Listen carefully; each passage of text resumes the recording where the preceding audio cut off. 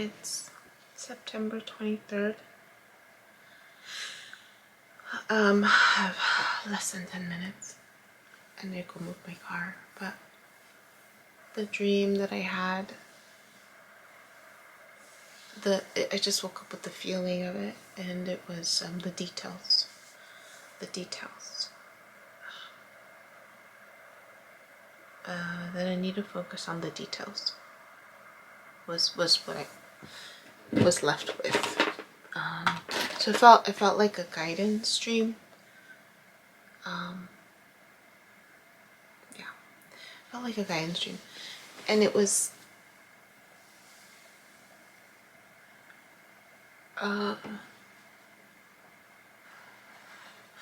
So it was about the details, but not about working hard at the details. It was more of this, just focus on the details. So I didn't know how to explain it until I listened to the new well-being video. So the well-being title is "Don't Work Too Hard, Trust the Process and Let It In." I'll include the link. But it was basically saying, how to explain it? To just not work hard at it. To just do without working hard, without forcing one side or the other, without, like, I really liked this well-being video. It was really good in terms of redefining our purpose and our focus, and the discomfort with just allowing. The discomfort with allowing. And I think a lot of it is the fear that people have of what will happen when you allow. And you know, because it's almost like I'm giving permission. It's like, no, you're not giving permission. That's not what allowance means. And so, anyways, I liked how they defined the process and the examples that they give and the question that was posed, trying to pose. I think I think this one was so far my favorite in terms of just explaining the process of allowance, the art of allowance versus resistance. And so I thought about it, and then in conjunction with my dream, the guidance of, like, it's about the details this time. It's about the details this time. To not work hard at the details, but to just focus on the details, right? And yesterday, before the end of the day, my end of the day, before I went to bed, there was this awareness of, like, oh, I can't be up here. I can't be through you be up here daydreaming as much. It's a balance, but I feel like this season, the shift is now for me to be more, like, fine-tune the details, in the sense of, like, not work hard at it, but perfect the details. So what do I mean by that? I'm working at memorizing the script for the presentations, right? That's detailed oriented. It's the words that I'm using, right? And the little nuances and you know, how I'm communicating the information. So it's about the details, right? The same thing with work, right? It's about the notes, right? The details. It's about you know, the courses that I'm putting together. It's about the details, right? It's about still working on the business stuff, but it's about the details, right? You know, class is going to start in 2 weeks, so that's going to be about the daily details, right? So it's challenging because it's something that I'm not comfortable with, but it's also part of my North Node, so that's why it's a little bit challenging. But once I get the hang, like once I'm in it, like yesterday when I was listening to the presentation over and over again before class, my vibration, like I noticed that my I could feel myself because I had the headphones on, and I took a moment to like just stop with the information, and then that's when I noticed. I was like, oh, like it's really it's really moving. My body is really moving. And then I sat with that for a little bit. I was like, this feels good. I remember thinking that this feels good. You know, even though I mentioned that it was triggering, it but at the same time, right, the triggering is, all it means is just it's healing, right? It's bringing stuff up to kind of keep clearing it out. But I did notice that. So that's what I was thinking about, was just, you know, and the like I can't stay up here. Like it's like, you know what it feels like? It's like the first chapter of this experience was all up here. Most of it was up here. And now it's like the opposite, where it's just like, you know, a little more grounded, finding joy in that process. And finding joy in the details. Finding joy in the details. So that's gonna be a little challenging for me, but you know. But I realized yesterday when I was actually doing that, I literally felt myself going, I was like, oh snap, that feels good. It felt good. It felt good. So yeah.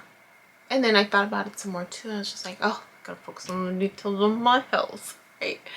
Yesterday, I broke out a lot. Like, I have like literally like a pizza face. I don't know if you can see, but I had a slice of, just one slice of pizza, and then I was a little more hungry when I got home. I just wanted another slice of the pizza, and I had pasta.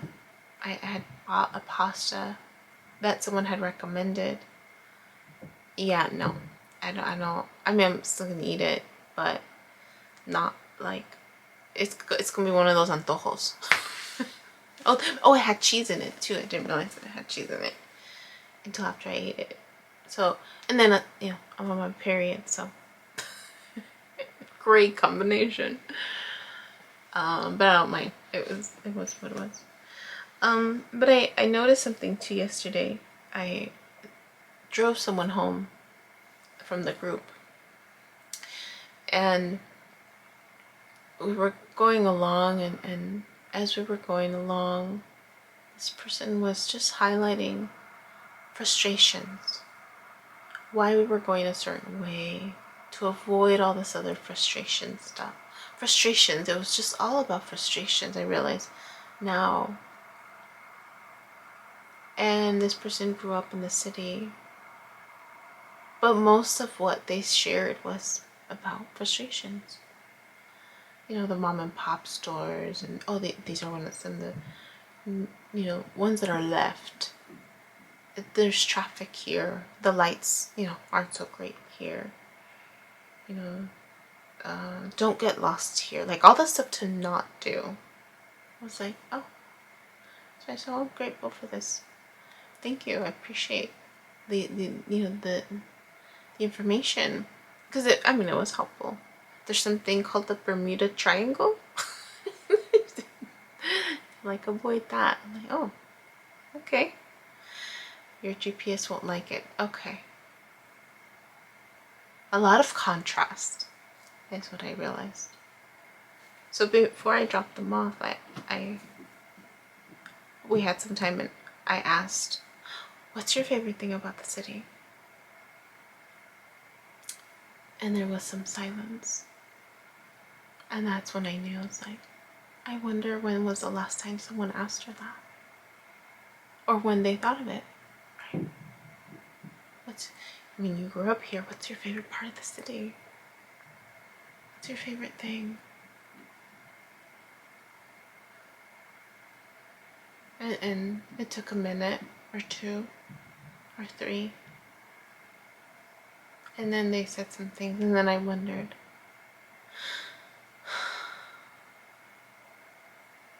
is that really their favorite part, or is that just what they were able to come up with?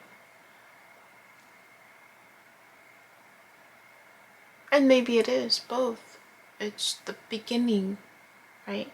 Because I mean, I remember being asked certain questions and not knowing and just trying to come up with an answer. And realizing, right, that's always just the beginning of what the answer is. And when we're talking about, entertaining this law, this experience that I'm entertaining, then there's always going to be a desire for something more, something better.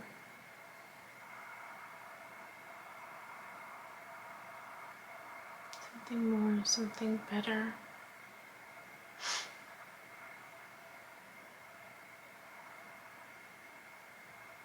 Yeah. And I think that's a big part of what is challenging for a lot of people is to shift the attention away from the discomfort, right? Towards what feels better. Because the feeling better has to look a certain way, and so when it's not there, or at least in their mind, right? It's the contrast. It's the same thing like with depression. Like the client that I had where they were really struggling with where they were versus where they wanted to be. And all these self-help books. And I remember they were just so frustrated with themselves because that's where they wanted to be, but they weren't there. And they were just so focused on where they were, right? The reality. And so one of the things we worked on is owning your truth, right? Can you be happy in your truth, accepting your truth? And that's where this particular client was stuck because there was so much of her truth that she was not willing to accept. So it was only going to make, where she wanted to go that much harder. So then that makes sense in terms of like society stuff, right? Advocacy, how we're used to working at things is because what we're seeing is what we don't want. So if I allow it, then that means I'm entertaining the idea that this is going to continue, but it's not it. Only if you keep focusing on the fact that it's not here. You have to shift your attention. Planting the seed, right? Planting the seed of what you're wanting. Knowing that it will grow, but shifting your attention away from it. I mean, that's one of the things we're taught in social work. That was one of the first things I remember being taught is all you're doing is planting the seed and then you're moving on. Plant the seed. That's all you can do is plant the seed in people, right? Who aren't ready for change, just plant the seed and move on. Instead of trying to fix them, instead of trying to change them.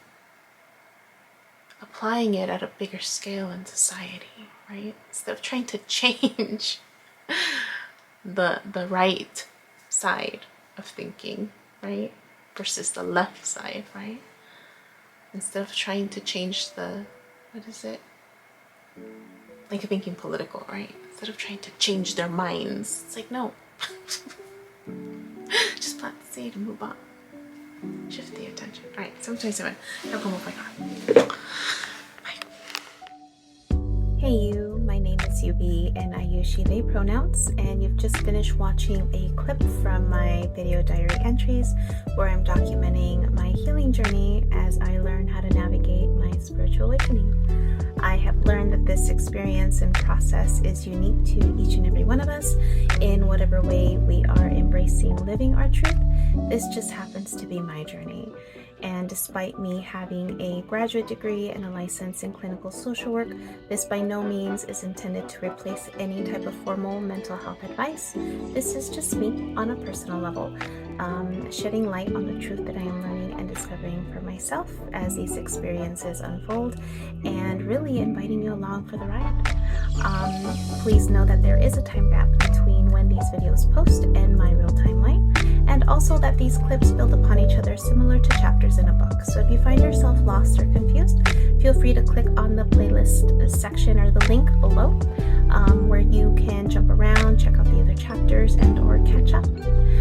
Also, please know that you're more than welcome to check out my website, www.youbecominghealed.com, where I've gathered all of this information, my background, experience, and education to create online self-paced courses to help you on your healing journey wherever you are.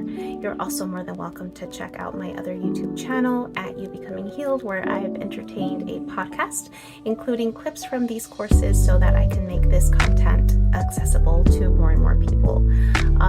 Please click like, subscribe, and share this content so again it reaches more people, with the hopes that other people will resonate and connect with the healing journey and the stories shared so that they don't feel alone in their own process. I thank you in advance. I'm grateful to you, and I wish you well.